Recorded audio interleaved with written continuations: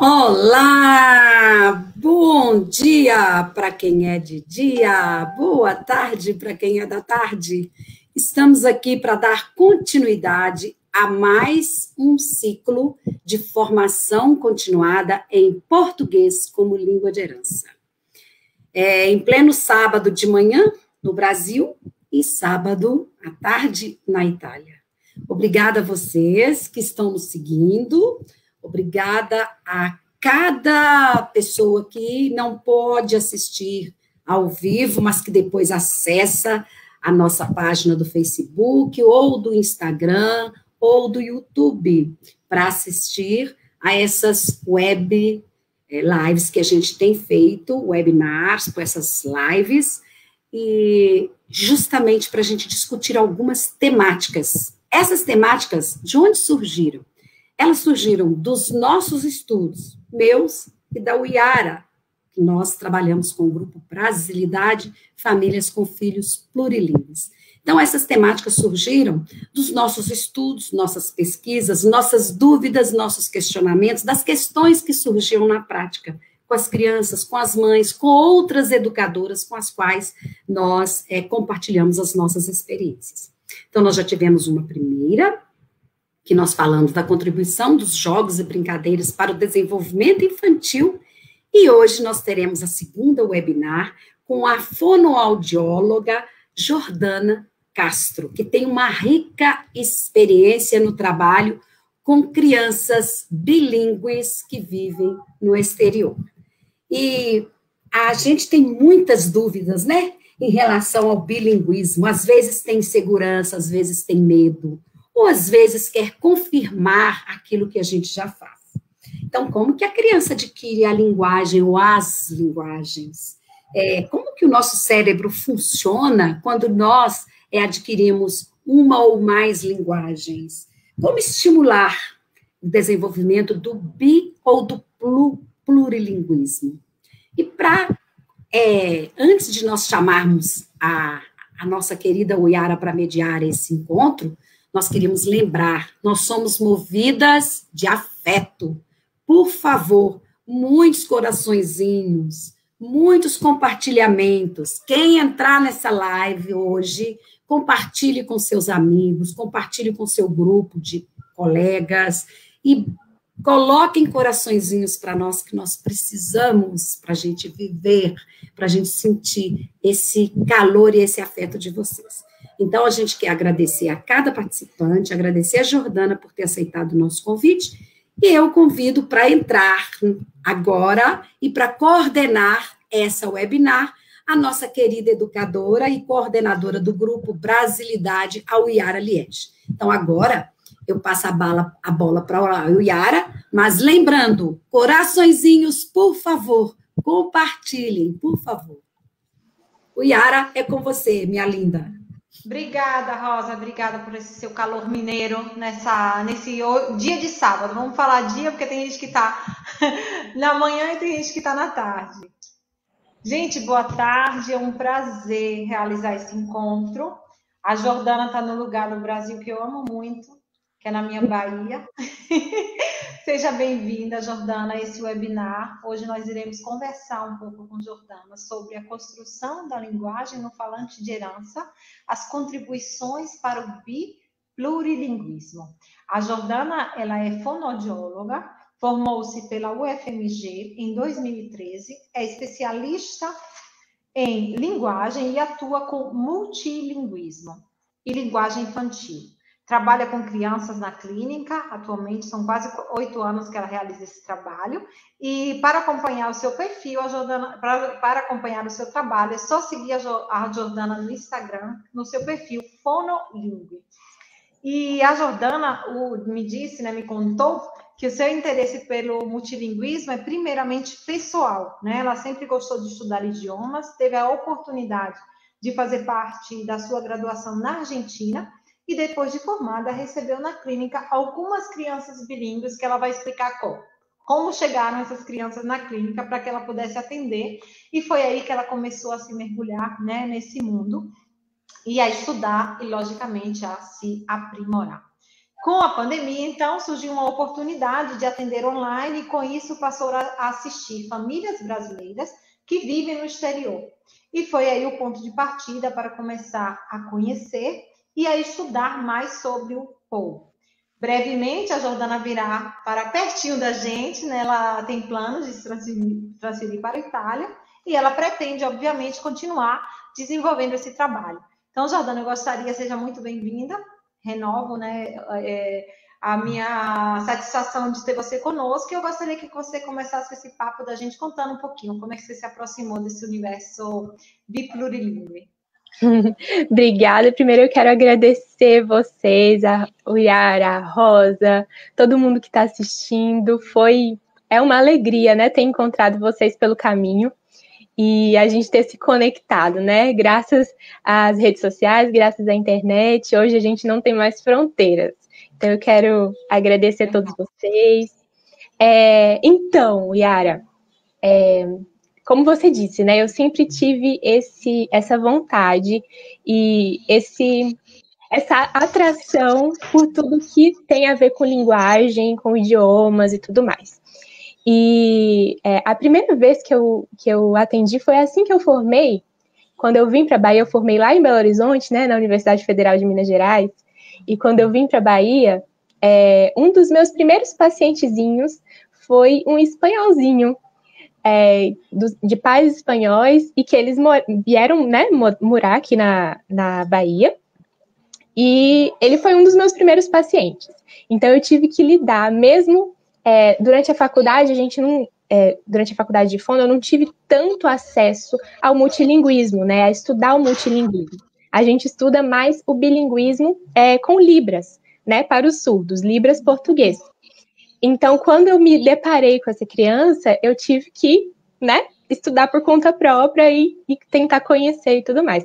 E aqui é uma região onde vem muitos estrangeiros, porque tem muitos resorts, né? Tem estrangeiros que moram aqui. Então, tem muitas crianças que têm essa vivência do multilinguismo, do bilinguismo na vidinha deles. Então, esse foi o ponto de partida, assim. E eu sempre estudando por conta própria, curiosa e tudo mais. E agora, né, nesse ano, a gente teve esse acontecimento e acabou abrindo algumas portas também para o trabalho online. Então, foi aí que eu conheci algumas famílias que moram fora do Brasil, que são brasileirinhos, né, que moram fora do Brasil, e eu tive a oportunidade de ajudá-los, de orientá-los e de atendê-los também na parte fonoaudiológica e com o POU, né, contribuindo também por nesse lado do povo. Então, agora eu estou bem focada nisso, né? Pretendo me mudar para a Itália e continuar nesse caminho, que é apaixonante. Quanto mais a gente estuda, mais a gente quer aprender, e é assim. Que maravilha, né? Junto com você aqui tem outra fono também, que eu acompanho o trabalho, que é a Isabela Perucci. Deu tchau aqui pra gente, para mim, para você, para Rosa. Oi, outra fono também, que mora no exterior, tem um trabalho maravilhoso. Eu sigo também a página dela. Pode colocar nos comentários sua página aí também, Isabela, porque quanto mais profissionais nós conhecermos na área, facilita muito para nós pais, quando precisarmos de algum recurso, de alguma informação. Então, quero agradecer as meninas do Projeto Sementinha que estão aqui, a Ciranda Brasileira da Calábria também, que já veio por aqui, minha amiga Leila do Pirulito, a Cássia, sejam bem-vindas, e vamos compartilhar esse nosso bate-papo para que outras famílias tenham acesso. A ideia é que a gente dê acesso a boas informações, né, para as nossas dúvidas. Eu passo a palavra para você, Jordana, para a gente começar o nosso papo. Então, vamos lá. Eu vou compartilhar a tela, tá, Yara? Okay. Você me fala aí se vocês estão vendo. Deixa eu compartilhar aqui. Boa tarde, Nara, mamãe do nosso grupo. A Roberta Lucchini também, que faz um trabalho também na Inglaterra. Bem-vinda, é um prazer ter vocês aqui. Ok. Tá conseguindo ver? Isso. Deu para ver direitinho, né, gente? Deixa eu só posicionar aqui. Vai ter que ser aqui no modo de leitura mesmo, para eu conseguir ver a Yara no cantinho, senão eu não vejo. Tô te vendo. Eu acho que, como eu não tô vendo a tela inteira, Yara, os comentários eu acho que eu não vou ver a frase inteira. Aí você me fala se tiver alguma pergunta. Não Você tem um vai. problema. Quem quiser mandar pergunta durante a fala, a gente interrompe um pouquinho a Jordana para fazer o nosso bate-papo um pouco mais dinâmico, tá bom? Isso. Então, o tema de hoje vai ser esse que a Yara já falou, né? A construção da linguagem no falante de herança. A gente vai focar um pouquinho nessas crianças que recebem o português como língua de herança, especialmente em contextos migratórios, né? Então, hoje a gente vai falar sobre tudo isso aqui. São muitos tópicos, mas vai ser legal porque vai ser uma base mesmo, né? Para a gente poder avançar um pouquinho nos estudos do multilinguismo, é importante a gente saber bastante sobre esses conceitos que eu vou falar aqui hoje. Então, vai ser interessante. A gente vai falar sobre a diferença de linguagem, fala e língua, como a criança adquire a linguagem, o que é ser multilingüe, como a criança adquire uma língua, quando começar, métodos, o que é língua majoritária, minoritária e de herança, a simbologia da língua de herança, características do falante de herança. E aqui algumas dúvidas, né? Multilinguismo atrasa a fala? Misturar as línguas é normal? O que fazer para a gente estimular essa linguagem? E quando levar na fono? Né? Como que a fonoaudiologia pode contribuir nesse aspecto? Então, vamos lá. Não sei se vocês estão ouvindo um ruído de eco. Você está ouvindo, Yara, não? Um pouquinho sim, mas não dá para não sei se é aqui comigo. Eu acho. Deixa eu diminuir aqui o volume. Vamos ver. Então tá, primeiro vamos começar diferenciando linguagem de fala e de língua. Então, quando a gente fala em linguagem, a gente está falando na habilidade humana, é muito humano isso. A habilidade humana de planejamento, de compreender o mundo à sua volta. E a capacidade da gente se comunicar as nossas ideias, tudo que está dentro da gente, colocar para fora. E a linguagem é uma atividade complexa, ela depende de muitas coisas trabalhando juntas. E ela pode ser verbal ou não verbal. Então, gestos, expressões faciais, tudo isso faz parte da linguagem. Tudo isso ajuda a gente a comunicar, né, o que a gente quer fazer, o que a gente quer falar. E quando a gente fala em fala, a gente está falando do ato motor.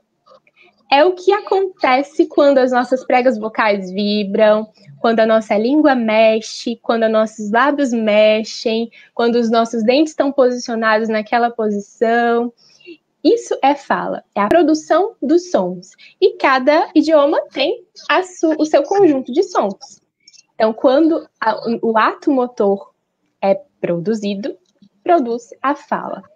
Então, muitas pessoas se ligam muito na fala, né? Mas a fala é apenas, entre aspas, o ato motor. Então, quando a gente está falando de fala, a gente está falando de oralidade. E língua? Língua é o código, é a cor da fala, vamos pensar assim, né? É o código e ele pode ser oral ou escrito. Então, eu trouxe 2 exemplos que eu adoro uma metáfora. Adoro uma metáfora. E ajuda muito, né? Eu acho que ajuda muito a gente a entender e ajuda também quem está explicando a explicar. Aqui tem um iceberg, né? E eu sempre costumo dizer que, assim, a pontinha do iceberg é o que a gente vê, né? Geralmente, a pontinha do iceberg é a fala, que é quando a família... Ai, meu filho não tá falando. Meu filho tá trocando tanto de letrinha. É o que aparece primeiro, né? Geralmente é o que aparece. As principais queixas que aparecem pra gente é: meu filho não tá falando. Meu filho tá trocando tanto de letra, não tô entendendo o que ele tá falando. E geralmente é a pontinha do iceberg. Mas, quando essa pontinha do iceberg aparece, a gente tem que olhar o que está por dentro. E essa parte aqui do iceberg é a linguagem. Então, é preciso investigar a linguagem para a gente entender por que aquela fala não está saindo com clareza. Por que aquilo ali não está coerente. Enfim, a linguagem, que é toda aquela atividade complexa, é o que está embaixo. E a pontinha do iceberg é o que a gente vê.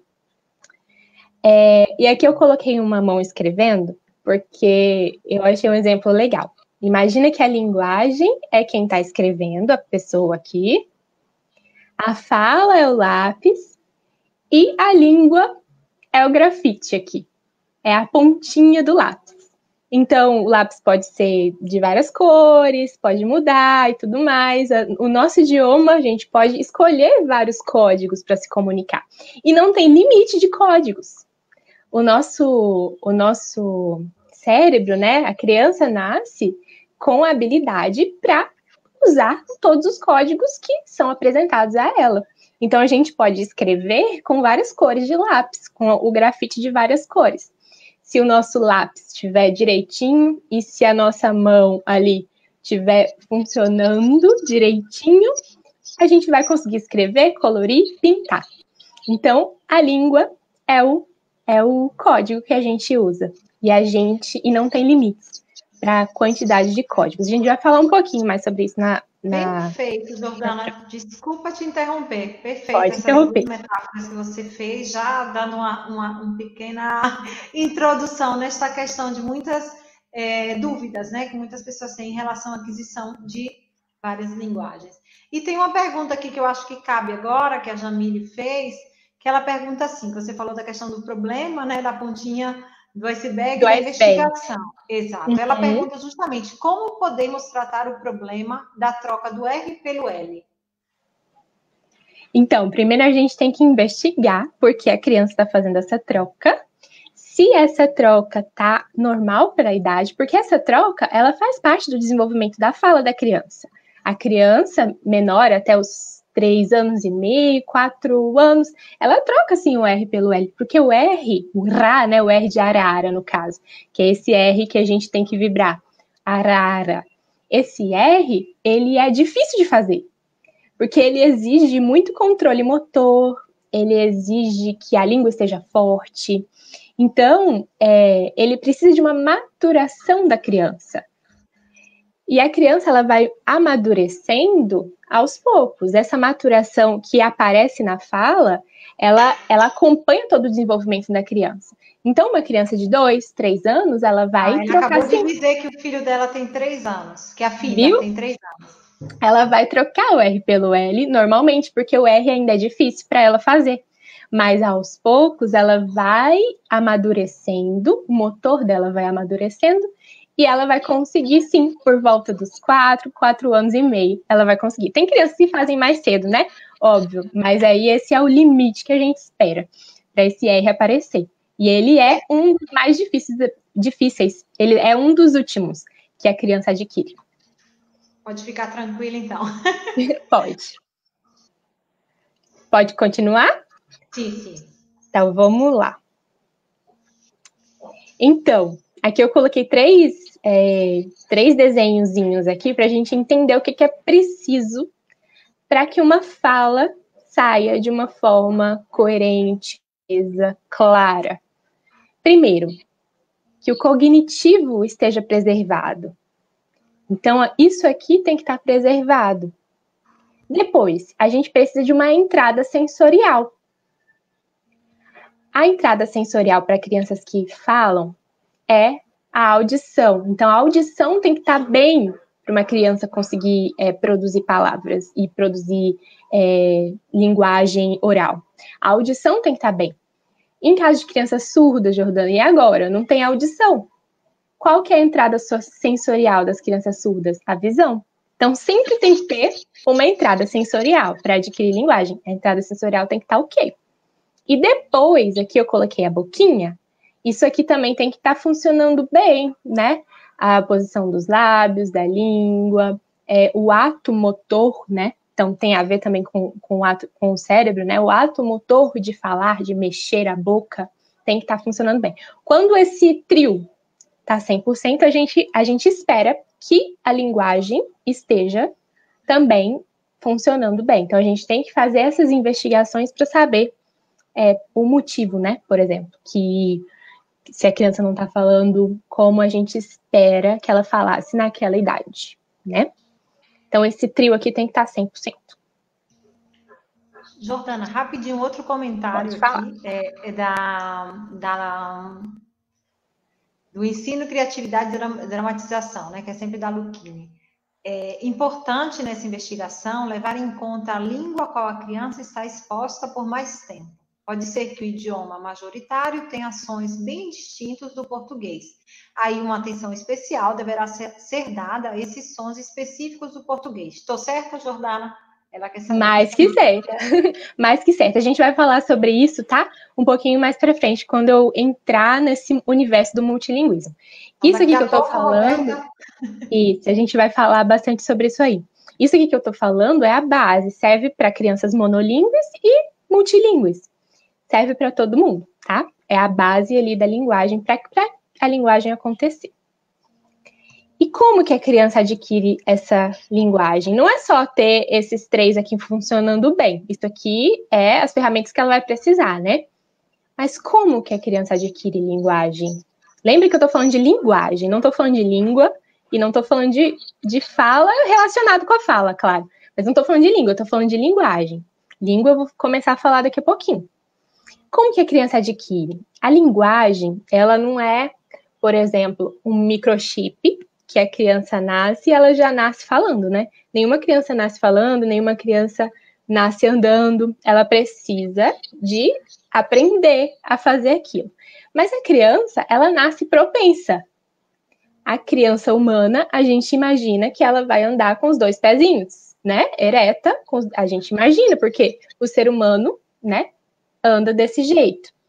Então, o ser humano se comunica através da linguagem. Então, a gente imagina que a criança também vai se comunicar através da linguagem. Então, a criança nasce propensa à linguagem, mas ela precisa de várias coisas para aquilo ser expressado, né?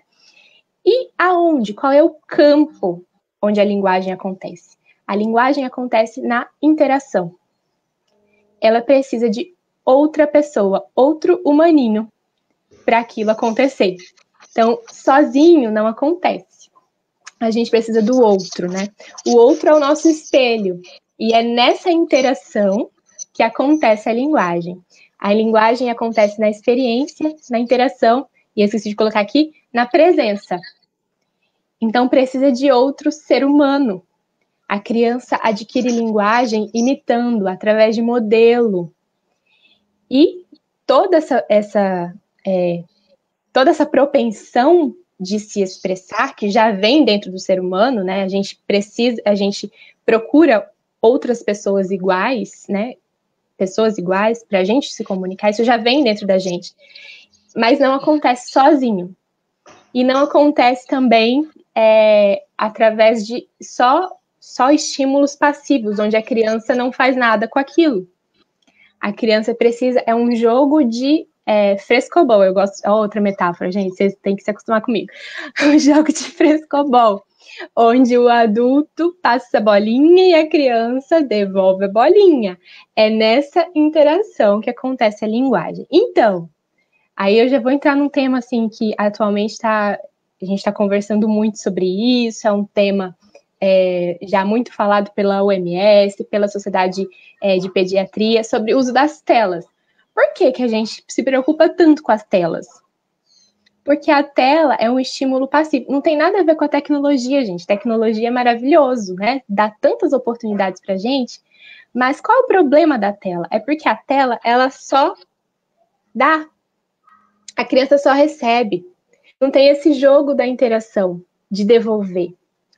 Então, entendem por que a tela é perigosa? Porque quando a gente expõe a criança demais à tela, ela não tem a oportunidade de devolver a bolinha. E aí, quando ela não devolve a bolinha, ela não tem a oportunidade de errar, de ir errando, aprender. Né? Que é errando que a gente aprende. A gente testa. A criança experimenta, testa. Então, é nessa interação que acontece a linguagem, nesse campo. Crianças muito pequenas, onde está tudo borbulhando ali, entre 2 anos, 3 anos, onde está tudo borbulhando, a linguagem está ali, ó, acontecendo. Quando a gente expõe muito essa criança a um estímulo passivo, a gente perde a oportunidade dessa criança jogar a bolinha de volta, né? Nesse jogo de interação. Então, é nesse lugar aqui, da interação e da experiência, por isso que eu coloquei 2 bonequinhos, que a linguagem acontece, a mágica da linguagem acontece. Algum comentário aí? Tô vendo algum. pessoal está aqui agradecendo. Leila disse: estou adorando. Ana Letícia colocou isso mesmo, verdade. A Cássia está dizendo isso mesmo. A Isabela fez um comentário, mas eu acho que eu vou ler para você. Eu sempre defenderei que a criança deve ter o direito de ser avaliada em sua língua de herança, para não termos o risco de falsos diagnósticos e orientações errôneas. Isso mesmo, Isa. E aí a Cássia também está dizendo a questão do quanto é importante, né, a constatação de histórias, né, as histórias contadas. Verdade. Da linguagem, interação. Isso. A literatura, né, é um estímulo completo. Eu vou falar disso também lá no final, quando a gente falar sobre... Eu não quero te interromper muito, porque você tem muita coisa para falar. Isso, tem muita coisa. Então, vamos lá. Eu vou usar o termo multilinguismo aqui para falar sobre bilinguismo e para falar sobre plurilinguismo, tá? Então, quando eu falar multilingüe, entendam como crianças que falam 2 ou mais línguas, tá bom? Então, o que é ser multilingüe? A gente tem essa ilusão, né, muitas vezes, esse sonho mágico de que ser multilingüe ou bilíngue é falar como um nativo em várias línguas, né? Então, tem muita gente que é bilíngue e não se considera bilíngue porque tem essa chavinha falta virar na cabeça. Ai, mas eu não falo como um nativo, né? Às vezes eu dou uma travada, às vezes. Mas não, existem vários autores, né, que tentam conceituar o que é multilinguismo, o que é bilinguismo, mas eu particularmente entendo como a pessoa multilingüe é quando ela é capaz de se expressar, compreender e ser compreendida em mais de uma língua. Eu entendo como isso. Então, você não precisa ter a proficiência de um nativo para você ser multilingüe. Se você consegue se expressar, se a pessoa que você está falando consegue te entender, se você consegue entender aquela pessoa, então você tem sim proficiência naquele idioma. E você já tem o cérebro de um multilingüe, porque você consegue se expressar em mais de uma língua. E eu acho, assim, quando eu comecei a estudar multilinguismo, assim, esse conceito aqui que está em negrito, eu achei uma chave virada, assim, dentro da minha mente, né? Que ajuda a gente a entender o que é ser multilingüe. O multilinguismo, ele não é estático. A dominância das línguas, ela varia conforme a demanda de uso e o contexto. O que isso significa? Eu, por exemplo, a Yara falou, né, que eu morei um tempo na Argentina. Aí, quando eu estava lá, eu falava praticamente 90% do meu tempo, eu falava em espanhol e ouvia em espanhol. Eu cheguei lá sem falar espanhol nenhum. Eu aprendi lá na imersão, né, que eu acredito ser a melhor forma de aprender o idioma é imergindo nele. E eu aprendi lá, fazia minhas aulas da faculdade e aprendi. Aí, conforme o tempo foi passando, eu fui ganhando confiança, proficiência e tudo mais, e praticamente 90% do tempo eu passava falando espanhol. Antes, eu só tinha o português, eu era monolíngue. Aí depois eu passei a ter o espanhol, eu virei bilíngue. E aí, conforme o tempo foi passando, eu comecei a usar mais o espanhol do que eu usava o português. E aí a dominância mudou. A dominância foi, conforme eu fui vivendo lá, o espanhol começou a ser a minha língua dominante. E por quê? Porque eu usava mais o espanhol. Então, aqui, a dominância varia conforme a demanda a demanda de uso e o contexto. Qual que era a demanda de uso? Era que eu precisava falar espanhol lá, eu estava na Argentina, todos os meus professores falavam espanhol, eu tinha que falar. E o contexto? Eu estava morando num país onde a língua era aquela. A dominância minha mudou. Aí, quando eu voltei para o Brasil, eu até voltei assim, trocando umas palavras, achando meio estranho falar obrigado em vez de graças e tudo mais. E aos poucos eu fui me adaptando de novo. Me adaptando. Aí a minha dominância foi pro português de novo. Isso é normal. Então, como que é o multilinguismo? Isso, o multilinguismo é assim, ele flui. E aí hoje, se eu preciso atender um pacientezinho em espanhol, eu tenho que me preparar, sabe, Yara? Eu vou, no dia anterior, eu só ouço podcast, música, eu vejo série, sei lá, tudo em espanhol para Parece que para dar uma engrenadinha, assim, sabe? Uma imersão. Isso, para eu conseguir na hora de atender tá um pouquinho mais fluente, mas ainda dá umas travadas. Por quê? Porque eu não tô mais imersa naquela situação. E isso é normal. Eu deixei de ser bilíngue por conta disso? Não deixei. Eu sei, eu consigo ler, eu consigo entender, eu consigo me expressar, às vezes um pouco estranho, preciso dar uma força, mas eu não deixei. Então, isso que eu queria trazer para vocês. Isso eu acho que é importante para nós, enquanto mães, agora eu me coloco no lugar enquanto mãe, né? Porque a gente tenta estabelecer um equilíbrio entre essas línguas, né? A língua materna e a língua de herança. E esse movimento é muito dinâmico, né? Tem um momento da criança, por exemplo, eu até início desse ano, antes da pandemia, minha filha falava comigo exclusivamente em português. Com a pandemia, eu falei, agora eu vou ter mais tempo, aí agora que ela vai deslanchar no português. E eu tive a necessidade de falar com ela algumas coisas em italiano, por conta da escola, porque alguns estímulos eu precisava também que ela garantisse, já que ela não estava indo na escola presencial. E hoje eu vejo que ela alterna, né? Por exemplo, a questão da escrita agora, ela prefere escrever para mim em português do que em italiano, uma coisa que antes não acontecia. Né? Então, realmente... É incrível. E tem até um estudo lá dos Estados Unidos que eles estudam muito sobre multilinguismo, então todo mundo que quiser aprender bastante, é bom consultar eles. Que falou sobre a pandemia de crianças que falavam espanhol e inglês, né, por conta dos pais serem de origem latina. As crianças agora com a pandemia mudaram a dominância. Então, antes a dominância era no inglês, por conta da escola e tudo mais, e por ficar mais em casa, agora a dominância mudou para o espanhol. Isso daí eles já fizeram um estudo comprovando. Então, comprovando como o multilinguismo ele é fluido, ele não é estático, né? E tem um gráfico, um modelo, né, que eu acho muito legal, que é um pouquinho antigo, mas é atemporal, né, de um estudo, Valdez e Figueroa, quem tiver interesse de ler e ver direitinho, isso aqui é muito legal, que aqui dá para a gente visualizar bem, né? Vamos pensar aqui, a língua A é o português e a língua B é o italiano, né? Vamos pensar lá na Greta, sua filha. E aqui, quem está falando só a língua A, monolíngue da língua B. Monolíngue do português, monolíngue do italiano.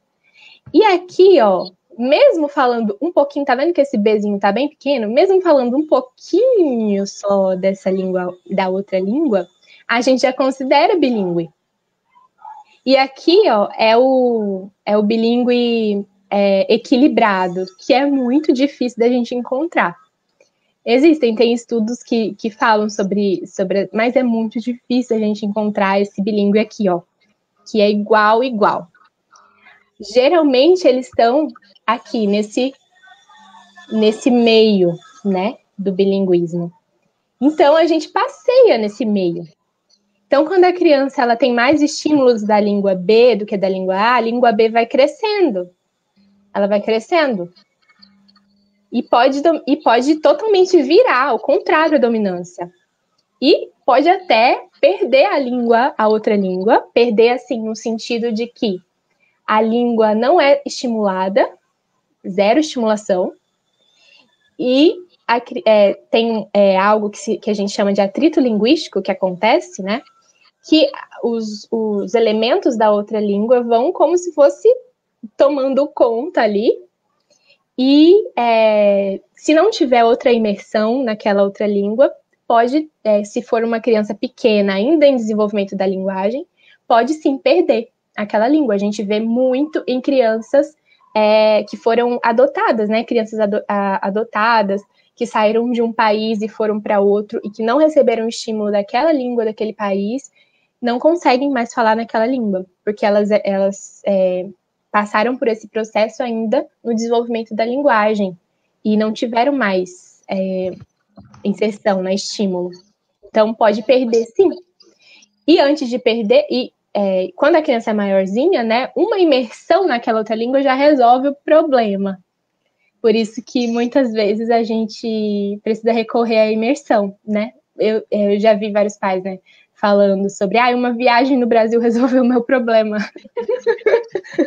Interessante também isso. Eu queria lembrar que as pessoas que estão assistindo estão tendo o prazer, né, de assistir essas palavras assim de forma tão simples que a Jordana tem. Eu gosto muito do trabalho da Jordana, já falei com ela algumas vezes, que eu acho ela muito didática. Ela tem um modo muito simples, né, de explicar algumas coisas que, por exemplo, para mim, que não sou da área, fica muito simples de entender. Então, se vocês acham que tem alguma família que poderia se beneficiar escutando essas palavras da Jordana, por favor, compartilhem com os amigos de vocês, convidem, coloquem os coraçõezinhos, porque quanto mais pessoas souberem, quanto mais pessoas ficarem informadas, né, mais a gente vai conseguir que a língua seja, né, estimulada, transmitida e mantida em casa de uma maneira saudável. Interessante o que você está falando, porque realmente a questão da aquisição da língua, ela precisa realmente dessa intensidade, desse estímulo e da frequência, né? Isso. E aqui o próximo. Eu gosto muito de trazer essa informação porque aqui no Brasil, e eu acho que esse mito veio muito lá nos Estados Unidos, que também é um país predominantemente monolíngue. Então, quando a gente vive nessa bolha do monolinguismo, né? O Brasil, obviamente, ele é multilíngue, né? A gente vive, tem cidades de fronteira, tem a língua de sinais, tem as línguas indígenas, enfim. Mas a gente vive numa bolha do monolinguismo, não tem como negar, né? Então, isso dá um pouquinho de medo mesmo, de receio. Será que eu inseri uma língua para aquela criança vai ser bom? Será que eu vou estar atrapalhando em vez de ajudar? Não é melhor esperar um pouco? Enfim. Então, a gente vive nessa bolha.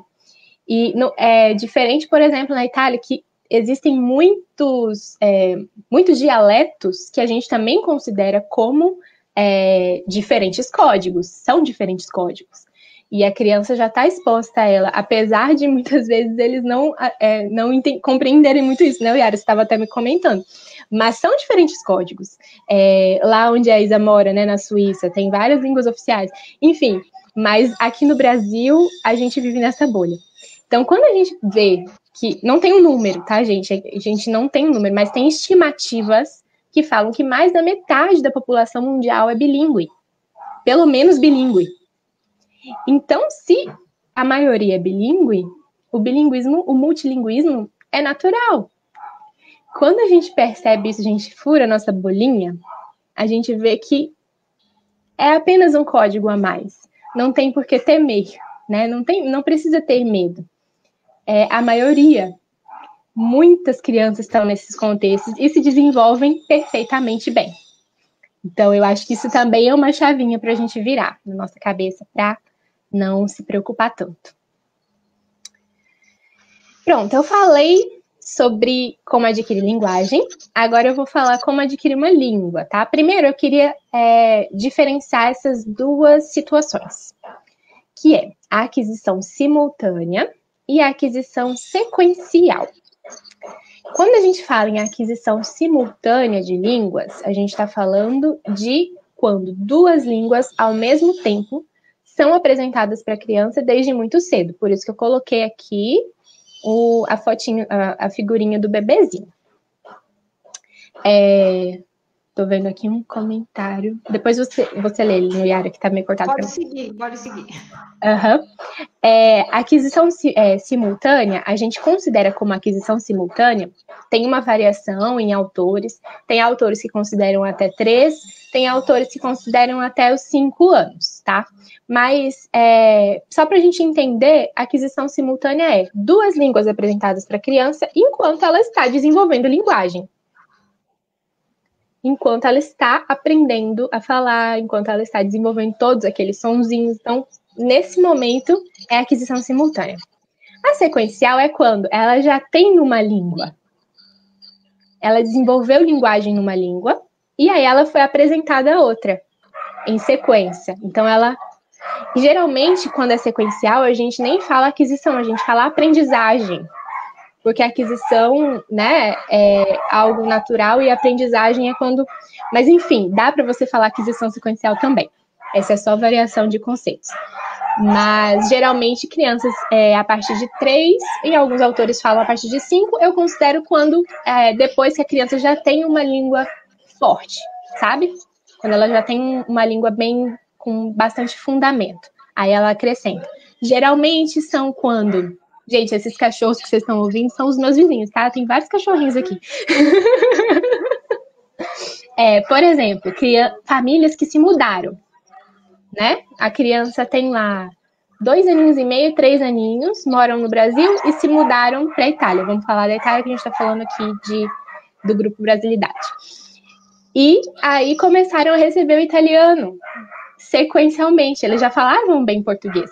E aí o italiano foi acrescentado. Aí a gente pode falar sobre aquele comentário que a gente recebeu. Nessa aquisição sequencial, a gente tem que prestar muita atenção no que a gente está cobrando da criança. Por quê? Porque ela já tem uma língua e ela está adquirindo a outra agora. Isso é que leva tempo. A aquisição, esse aprendizado leva tempo.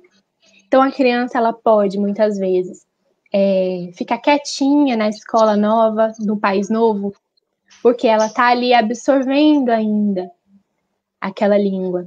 Ela pode ter vários erros. A gente considera os erros em sons diferentes, em sons que não tem na língua materna dela. Pode apresentar alguns erros, algumas trocas. Mas não é porque ela tem um problema de fala ou de linguagem. É porque a gente está olhando para a língua que ela está aprendendo. Porque se a gente olhar para a língua que ela já tinha uma base forte, está lá, 100% perfeita. Ela está se desenvolvendo como esperado. Por isso que é importante aquilo. Quando a gente avalia a criança, quando a gente tem esse olhar para a criança, considerando todas as línguas que ela fala, a gente está sendo justo com ela. É o que a Isa falou, né? É o direito dela. A gente está sendo justo. Porque não tem como eu cobrar dela algo que ela não tem. Né? Ela tá adquirindo aquela língua ainda. Então, a gente tem que ter cuidado. E, geralmente, isso acontece em crianças que têm uma aquisição sequencial, tá? Essas dificuldades. Vou te interromper de novo. Eu tô aqui já com o coração partido, que já passamos da metade da nossa live. Jesus! Isso, E aí, então, assim, tem alguns comentários aqui. Eu vou fazer rapidinho esses comentários. A Anitta, a mãe do nosso grupo, ela fala o seguinte. Deixa eu colocar na tela. Não sei se aparece todo... O meu filho, ele tem quase 4 anos, ela tem um casal de gêmeos, na verdade, mas ela está falando do filho, é um menino e uma menina. Ele tinha dificuldade de comunicação e comportamento. Ele está fazendo uma terapia e está avançando bastante. O único problema, entre aspas, é que ele só fala em português.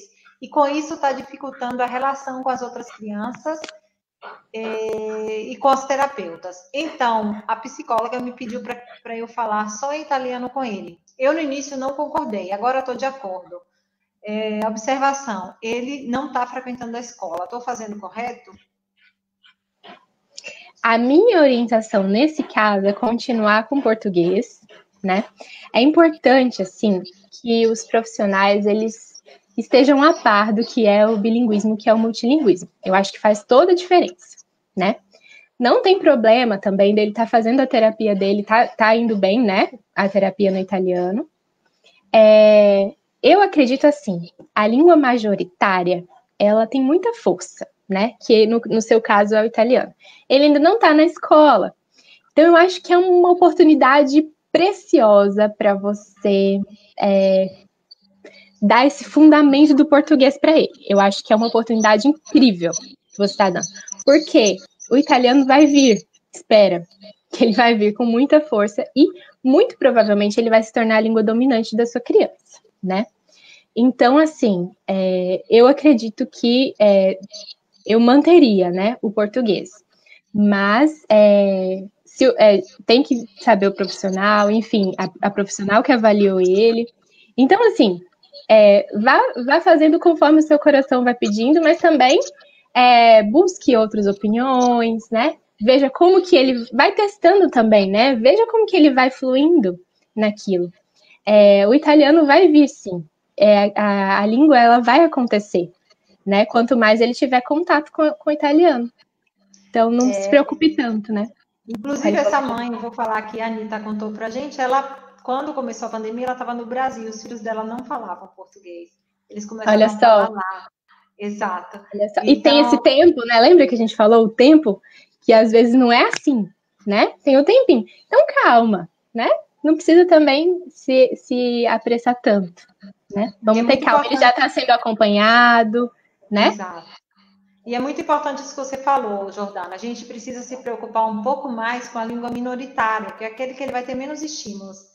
Então, a majoritária está aqui, o italiano está ao redor dele, a escola, né? A maior parte da família, os amigos, a música, a cultura, tudo. A Nara diz, né, que o napolitano é uma língua. Aqui na Itália eles já nascem bilíngues, porque os dialetos, né? Ela fala também que nós, quando viemos para cá, nós temos que aprender. Então, você também vai aprender o dialeto lá de Lemarque, onde você vai. O romagnolo. Romagnolo, é. E a Isa diz assim, na Suíça há uma forte variação, até dentro da própria língua, como na Itália, e por isso impacta no trabalho dos fonoaudiólogos também. Há também uma variação na própria língua de sinais dentro do alemão suíço, de acordo com o dialeto. Nossa, quanta riqueza essas línguas. A Suíça é muito incrível. A Rosa está dizendo que está amando a nossa discussão, que está esclarecendo muitas dúvidas. Eu acho que a gente tem que fazer umas 3 lives. A Cássia gente, não chegou nem na metade. Exato. Você vai ter que dar uma aceleradinha aí por aí, mas a gente eu vou acelerar. Vai ter o segundo tempo. Minha filha nunca fala em português, mesmo eu falando, mas quando vamos no Brasil, ela fala perfeitamente. Isso. Também a gente tem que pensar que a criança bilíngue, ela se sente bem confortável conversando com outro bilíngue. Aí a mãe pergunta, por que isso, né? Então, na verdade, isso é um recurso interessante que você vai falar daqui a pouco. Se a gente conseguir, Jordana, você já quer fazer? Não, vamos conseguir. Ok, a Cássia queria saber por que isso acontece, né? Então, a Jordana já disse um pouco. O Adael no Estou disse que está sensacional, está gostando. A Silvana também aqui botou umas carinhas. Que bom, gente. Então, vamos acelerar um pouquinho para a gente chegar nisso. Então, assim, isso aqui é o que a gente já falou, né? A gente precisa de qualidade de estímulo e frequência. Esse qualidade de estímulo é muito importante, porque qual estímulo é mais qualificado do que o estímulo da própria língua materna, né? É a língua que a gente tem no coração, a língua do nosso coração. Então, a sua língua materna é o estímulo mais perfeito para você dar para sua criança. E a frequência, né? Quanto mais frequente for o estímulo, mais aquela criança vai receber aquela língua e a proficiência vai melhorando aos poucos. Quando começar? Então, período crítico. Existe período crítico? Existe período crítico, que é a janela, né? Uma janela que se abre, né? Como se aquela janela se abrisse e fechasse. Mas não é bem assim que acontece o período crítico. Eu gosto de imaginar o período crítico mais para a linguagem mesmo, do que especificamente para a língua. Então, ali, entre os 2, 3 anos, é um momento, assim, que está borbulhando. Depois, na adolescência também, os 11 até os 12 anos, também é um período crítico. E essa janela, teoricamente, né, abre e fecha até o meio ali da adolescência, né, da pré-adolescência e da adolescência. Mas, apesar de existir isso, né, que a criança está mais propensa, eu acho que o melhor momento para se começar é hoje, independente da idade. Até se você ainda não teve filhos, você pode, se você quer ter filhos, né, se esse é um plano seu, você já pode começar hoje, estudando sobre o multilinguismo, vendo como que você vai aplicar, pensando, conversando com o seu parceiro, com a sua parceira, enfim. Hoje é o momento para começar. Ah, mas eu já tenho 50 anos. Não importa, já tenho 60, 70, 80. Hoje é o momento certo, né? Então, independente de período crítico, existe. Crianças que são expostas à língua mais cedo, elas têm uma melhor fonologia, ou seja, elas soam mais como nativos da língua do que crianças que adquiriram aquela língua mais velhas. Mas também, quando tem uma aprendizagem de outras línguas, tem os benefícios também, porque a criança vai aprender coisas mais complexas da gramática, por exemplo, porque ela já tem uma língua e ela vai aprender a partir daquela língua que ela já tem forte. Enfim, tem os benefícios de antes ou depois, mas quanto mais cedo, melhor. Essa é a minha opinião. Métodos. Vai me falando, Yara, a gente vai até 1 hora, é? Até uma hora de live? Eu estava querendo ficar até amanhã de manhã te ouvindo. Meu Deus. Vai aí, daqui a pouco a gente estaria teoricamente nos últimos 10 minutos. Tá, então, vou passar aqui rapidinho. Métodos, esses 2 em negritos são o que eu destaquei principais para famílias em contextos migratórios, que são o OPOL, né, One Person, One Language, é quando, por exemplo, uma família que é a mãe brasileira e o pai estrangeiro, cada um fala a sua língua materna para a criança. E a língua minoritária em casa, que é quando você escolhe a língua que, por exemplo, 2 brasileiros morando na Itália, vocês vão falar português em casa.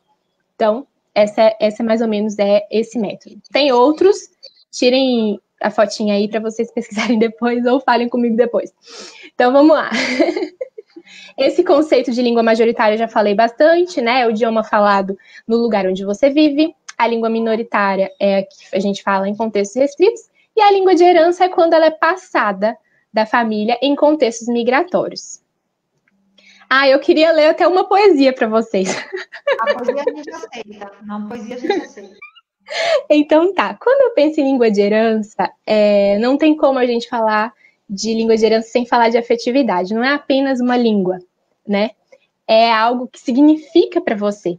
Então, tem esse poema do Fernando Pessoa, né, no caso, Alberto Caeiro, né, o pseudônimo, que não tem nada a ver com linguagem, eu acho que ele não escreveu pensando nisso, mas quando eu leio, eu penso na língua de herança, que ele fala que o Tejo é mais belo que o rio que corre pela minha aldeia, mas o Tejo não é mais belo que o rio que corre pela minha aldeia, porque o Tejo não é o rio que corre pela minha aldeia. O Tejo desce de Espanha, o Tejo entra no mar em Portugal, toda a gente sabe disso, mas poucos sabem qual é o rio da minha aldeia. E para onde ele vai, e de onde ele vem, e por isso, porque pertence a menos gente, é mais livre e maior o rio da minha aldeia. Eu acho tão lindo. E a sua língua materna é sua, né? Mesmo que ela não tenha status no lugar onde você vive, mesmo que poucas pessoas falem, ela é do seu coração, é o rio da sua aldeia. Então, não existe rio mais belo do que o rio da sua aldeia. Esse eu acho que é a essência da língua de herança. Luana, tem várias perguntas aqui que eu vou querer fazer antes de terminar. Eu acho que eu vou ultrapassar 5 minutinhos dessa live. Eu espero que depois ela fique salva, porque a gente não pode perder. Mas, assim, é importante, você falou muitos aspectos interessantes sobre o bilinguismo, e antigamente tinham estudos, eu estava um pouco pesquisando sobre isso, de que o bilinguismo antigamente tinha esse atributo negativo, porque geralmente os estrangeiros eles eram forçados a estudar uma outra língua. Então, era a língua que era adquirida por obrigação. Os estudos que se referem aos primeiros estudos sobre o bilinguismo. Ainda bem que hoje, né, nas últimas décadas, os últimos estudos sobre o bilinguismo justamente diz que não tem nenhuma desvantagem linguística, pelo contrário, ele está associado a níveis mais elevados de funcionamento cognitivo, né? Tem essa questão. E agora eu queria ver se você conseguiria falar um pouco dessa questão, né? Da contribuição cognitiva dessa aquisição da linguagem. E aí também eu vou querer que você fale um pouco sobre a questão de como nós, pais, porque essa semana eu estava lendo sobre isso, que quando nós nos expressamos na nossa língua materna, né, muitas pessoas falam, eu não sei ser mãe, senão em português. Então, como é que acontece isso? Que relação tem a questão da afetividade, da cultura, né? Com que quando eu falo com minha filha de um jeito, né, às vezes as coisas são mais sentimentais, por que eu recorro né, à minha língua materna e não à língua do país em que moro? Eu vou pegar emprestado do Alberto Caeiro, né? Porque o português é o rio da sua aldeia. Então, o português está dentro de você. E você também, geralmente, porque você tem mais proficiência, né? Falando de uma forma mais racional. Porque você tem mais proficiência, é como se você tivesse mais ferramentas para usar naquela língua do que na outra. Então, você vai querer usar na língua mais fácil para você, né? Mais fácil porque você tem mais ferramentas disponíveis, né? É simples assim. Aqui, a simbologia da língua de herança, depois a gente faz só uma live sobre isso, que é muito mais que língua, tem a ver com cultura, tem a ver com o jeitinho que você fala, uai, sou. Tem a ver com culinária, tem a ver com música, tudo isso vem junto, né? Quando a gente fala de língua de herança. Aqui algumas características. Eu vou passar para a gente falar um pouquinho. A gente vai deixar para um segundo momento, porque vai ter que ter um segundo momento. Foi como o nosso primeiro webinar, não dá conta, a gente vai ter que ter um segundo momento. Posso te falar as coisas que estão surgindo aqui? Talvez te ajude aí. Pode. Então, uma pergunta aqui da Cássia. Ela diz, por que eu, adulta brasileira, morando na Itália, ela mora quase há 30 anos aqui na Itália, mistura as línguas às vezes quando fala? Por que algumas palavras não lembro em português e falo em italiano e vice-versa? Então, vamos falar de misturar as línguas? Vamos pegar esse exemplo do Cássia, porque é algo muito importante, e vamos falar rapidinho. Bom, a gente tem essa ideia de que as línguas ficam separadas em caixinhas, né? Quando eu quero falar português, eu abro a caixinha do português. Quando eu quero falar italiano, eu fecho essa e abro a outra. E não é isso que funciona no nosso cérebro. O cérebro multilingüe, as línguas interagem entre si. Elas não estão guardadas em caixinhas. Por isso que acontece o code switching e o code mixing, que é geralmente, quando a gente não tem um vocabulário naquela língua, a gente tem várias palavras para usar em várias línguas, está tudo ali disponível. A gente não tem naquela, a gente vai pegar o que tiver mais próximo para a gente poder se expressar. Por quê? Porque a comunicação é sempre a prioridade do nosso cérebro. Então, não importa o código, a comunicação é a prioridade, né? Então, code switching é geralmente uma palavra que a gente troca durante o discurso. Eu até deixei aqui um exemplozinho em italiano. E o code mixing é quando a gente mistura e acaba formando neologismos. É muito comum em crianças, né? Então, em vez de falar falar, ele vai falar falare. Vai misturar o falar com parlare e aí vai virar uma nova palavra. E isso é uma estratégia cerebral. O code switching e o code mixing, o code switching principalmente, quando ele acontece por falta de vocabulário, quanto mais você vai estimulando aquele tipo de vocabulário, ele vai desaparecendo. Mas ele acontece entre bilíngues. Por quê? Porque a gente tem preferências por uma língua. Tem uma palavra que eu gosto de usar naquela língua, porque eu acho que expressa melhor o que eu estou sentindo. Então, eu vou usar. E se o interlocutor, a pessoa que eu estou conversando, é bilíngue e eu sei que ele vai me entender, eu vou achar ótimo, eu vou usar. Agora, quando eu sei que o interlocutor não vai me entender, eu vou preferir usar aquela outra. Aí eu vou ter que procurar. Se eu não tiver, aí eu vou achar um sinônimo e vou rebolar. Mas a criança, ela ainda não tem entendeu? Isso, de saber, ele tá me entendendo, não tá me entendendo. Ela vai começando a construir isso, de saber quem tá me entendendo, quem não tá me entendendo, quando que eu posso usar essa língua, quando que eu posso usar outra. Ela vai construindo isso. Lá pelos 4 anos, isso vai ficando cada vez mais claro para ela. E aí, depois ela vai saber, né, navegar entre as línguas.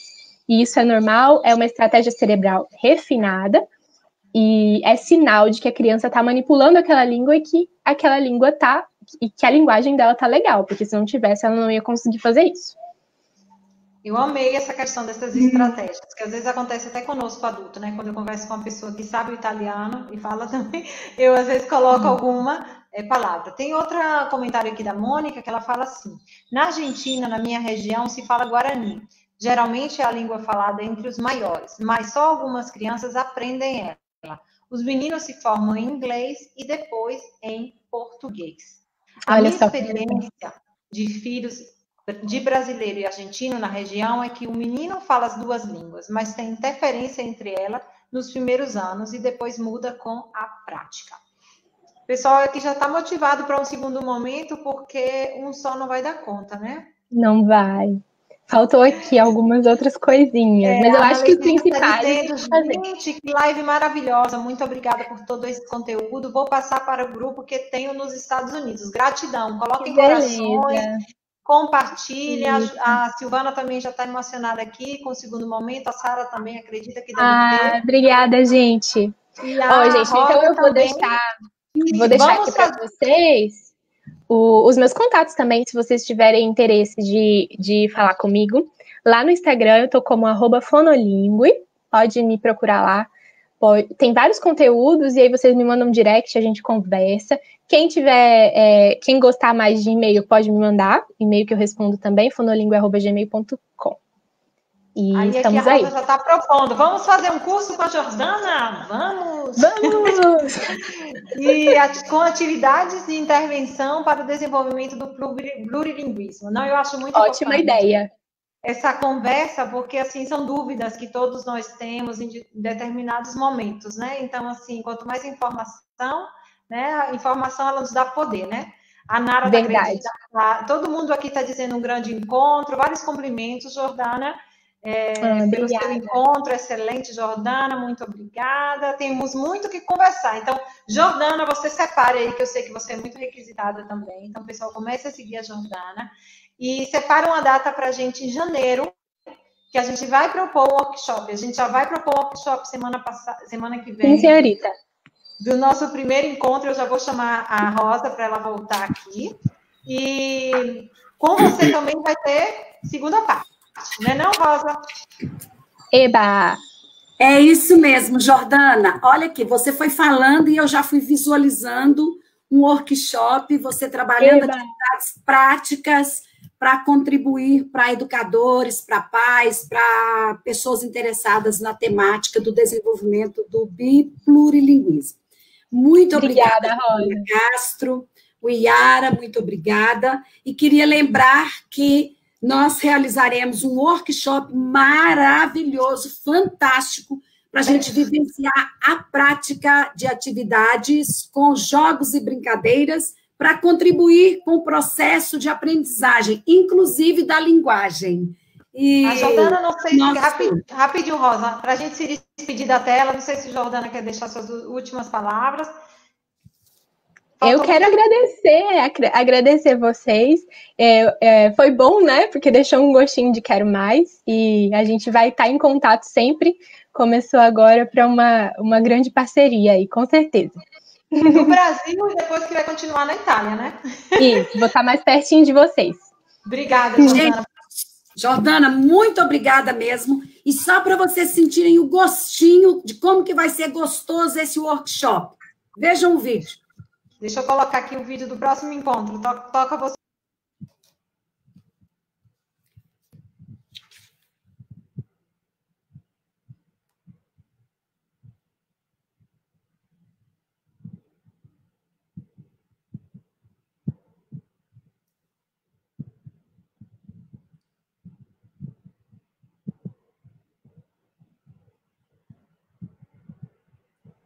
Gente, desculpa aqui a falha ao vivo, mas eu não estou conseguindo. Deixa eu botar a Jordana de voltar. Vamos ficar todo mundo aqui junto.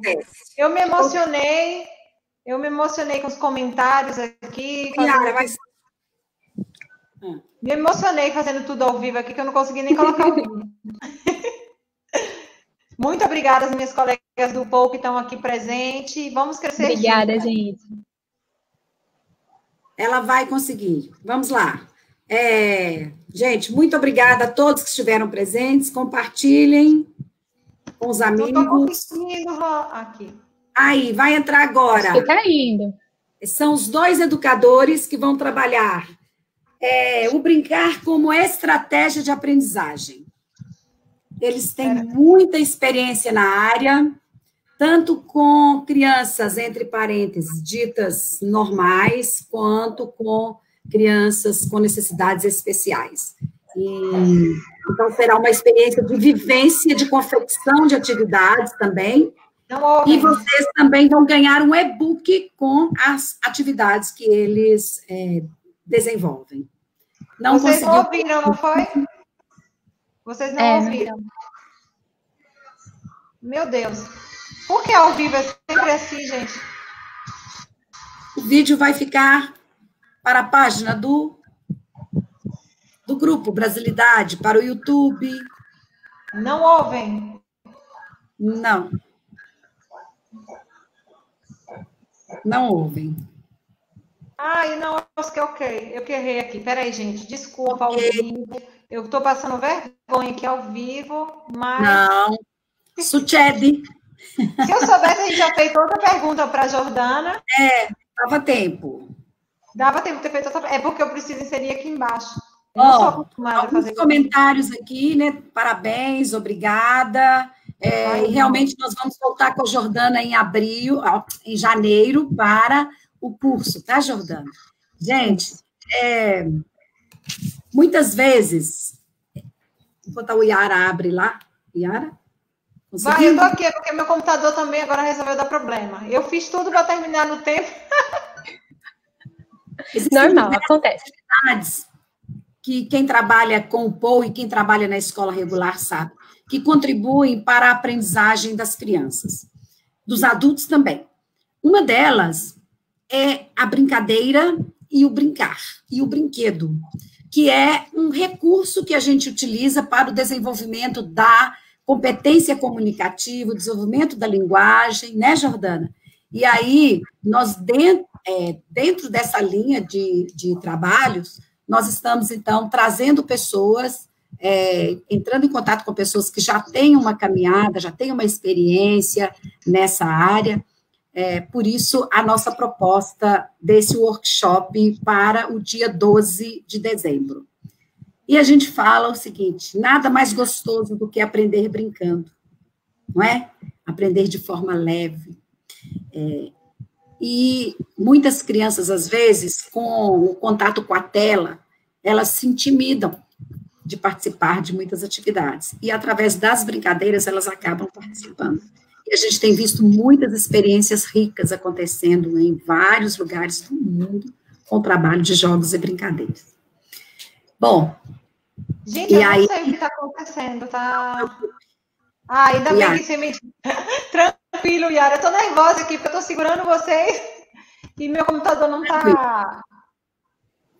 Peraí, eu vou tentar ver se eu abro. Peraí, última tentativa, só mais 2 segundos de paciência, eu vou tentar fazer outra coisa aqui. Se não der certo, a gente envia depois o vídeo. Só porque eu sou brasileira, eu vou tentar mais uma vez aqui. Isso aí, brasileiro não desiste. Não desiste. Está um calor aqui em Minas Gerais. E aqui na Bahia, Rosa? Imagina.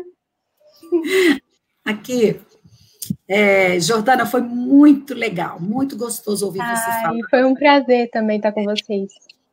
Acho que todo mundo gostou, aliás, tenho certeza, todos gostaram muito, né?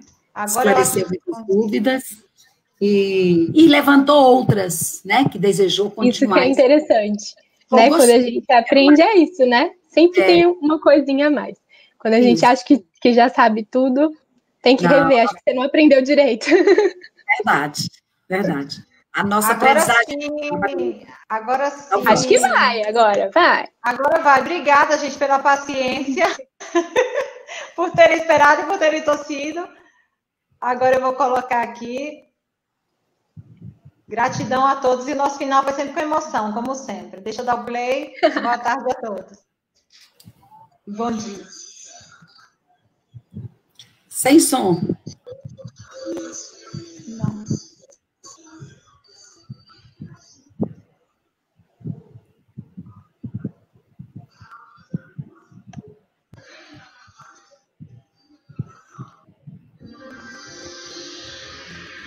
Não deu para ouvir? Não.